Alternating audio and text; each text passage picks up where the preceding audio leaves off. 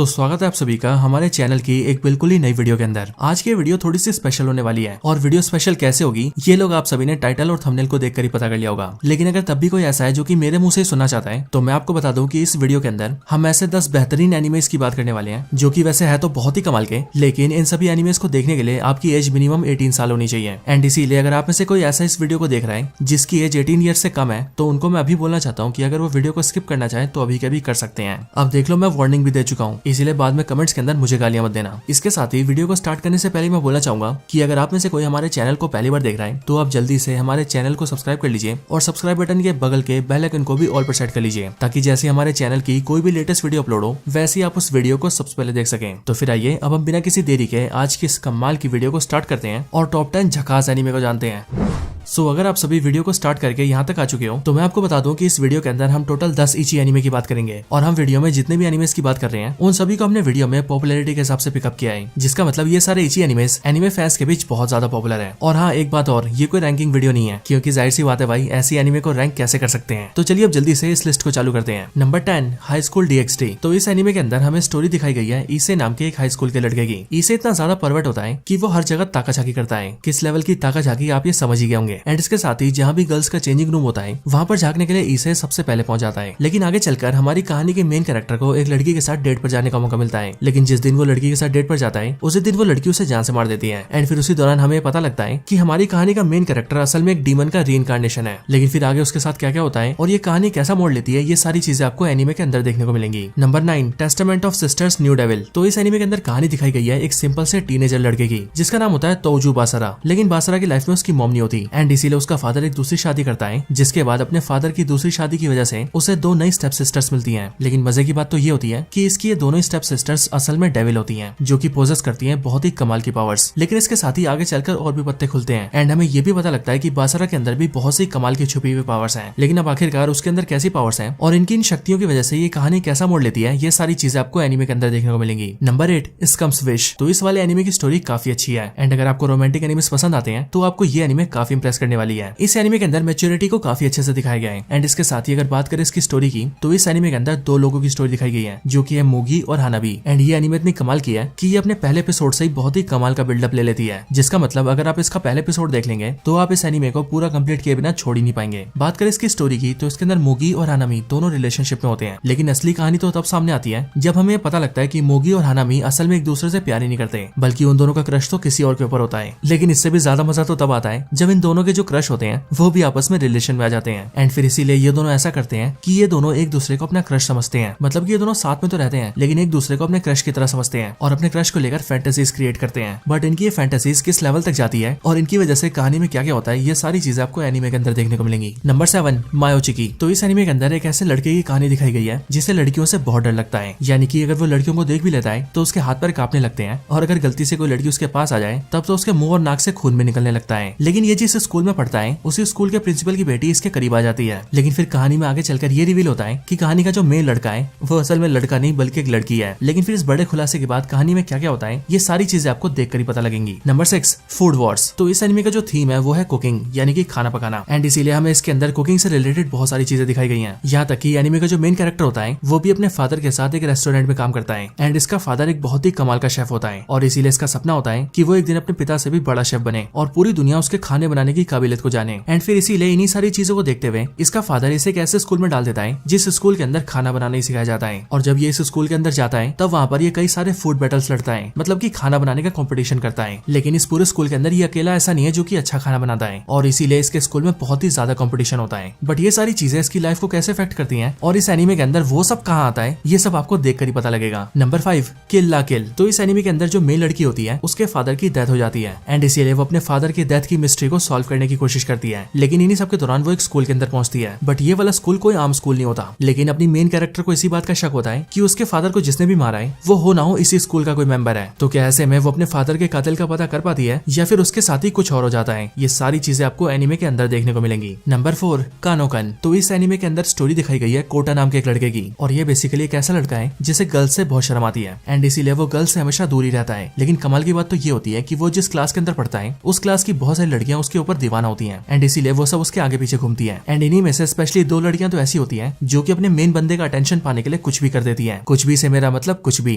यकीन ना हो तो एनीमे के अंदर देख लेना and I am damn sure ये एनीमे आपको निराश नहीं करेगी। नंबर 3 किस सक्सेस। तो इस एनीमे के अंदर स्टोरी दिखाई गई है केटा नाम के एक लड़के की जो कि अपनी फैमिली के साथ एक सिंपल सी लाइफ जीता है। लेकिन अब क्योंकि जब ये बहुत ही छोटा होता है तब इसकी मदर की डेथ हो जाती है, इसीलिए इसका फादर एक दूसरी शादी करता है एंड फिर उसी शादी की वजह से केटा को 2 ट्विन स्टेप सिस्टर्स मिलती हैं। और मजे की बात तो ये होती है कि ये दोनों ही ट्विन स्टेप सिस्टर्स केटा के प्यार में पड़ जाती हैं। लेकिन फिर इसी तरह से आगे चल के केटा के अंदर भी फीलिंग्स आ जाती हैं और उसका भी कुछ कुछ करने का मन करने लगता है। तो अब इसीलिए एनीमे के अंदर देखना ये है कि कौन कहां पर कितने जलवे दिखाता है। नंबर 2 हागानाई। तो इस एनीमे के अंदर जो मेन कैरेक्टर है वो भी एक स्कूल का ही लड़का है, लेकिन स्कूल में पढ़ने के बावजूद भी इसका कोई भी फ्रेंड नहीं है और कोई भी दोस्त ना होने की वजह से वो हमेशा अकेला ही रहता है। लेकिन फिर एक दिन आगे चलकर उसकी मुलाकात उसकी क्लास की एक ऐसी लड़की से होती है जो कि बिल्कुल उसी की तरह होती है, यानी कि उसी की तरह बिल्कुल इंट्रोवर्ट एंड इसीलिए उस लड़की के भी कोई फ्रेंड्स नहीं होते। सो इसी वजह से वो दोनों फ्रेंड्स बन जाते हैं और फिर वो दोनों डिसाइड करते हैं कि वो दोनों मिलकर एक ऐसा क्लब खोलेंगे जिसमें वो उन जैसे सारे लोगों को शामिल करेंगे। और फिर कमाल की बात तो ये होती है कि धीरे धीरे करके इनके क्लब के अंदर बहुत सारे लोग शामिल भी हो जाते हैं। ये एनीमे काफी फनी भी है और इसीलिए इसके अंदर बहुत सारे ऐसे सीन्स भी हैं जो देखकर आपको बहुत हंसी आने वाली है। सो इसीलिए अगर आपने अब तक इस एनीमे को नहीं देखा है तो एक बार इसे जरूर ट्राई करना। नंबर 1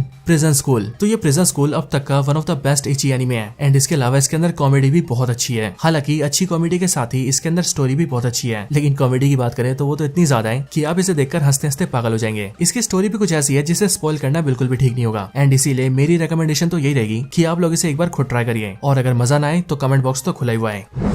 तो दोस्तों यही थी वो 10 इची एनीमे जिसे आप सभी को एक ना एक बार जरूर ट्राई करना चाहिए। वैसे आप सभी को ये वीडियो कैसी लगी और इस लिस्ट के बताए गए एनीमेस कैसे लगे ये आप सभी मुझे कमेंट्स के अंदर जरूर बताना और अगर आप सभी का कोई और रिकमेंडेशन हो तो आप वो भी मुझे कमेंट्स में बता सकते हैं। बाकी वीडियो पसंद आई हो तो इसे लाइक जरूर करें, चैनल को सब्सक्राइब नहीं किया तो अभी कभी सब्सक्राइब करें, वीडियो को शेयर करना चाहते हैं तो ज्यादा से ज्यादा शेयर करें एंड आप सभी इसी तरह से हंसते मुस्कुराते और खुश रहें। मैं मिलता हूँ आपसे ऐसी किसी और बेहतरीन वीडियो में, तब तक के लिए गुड बाय।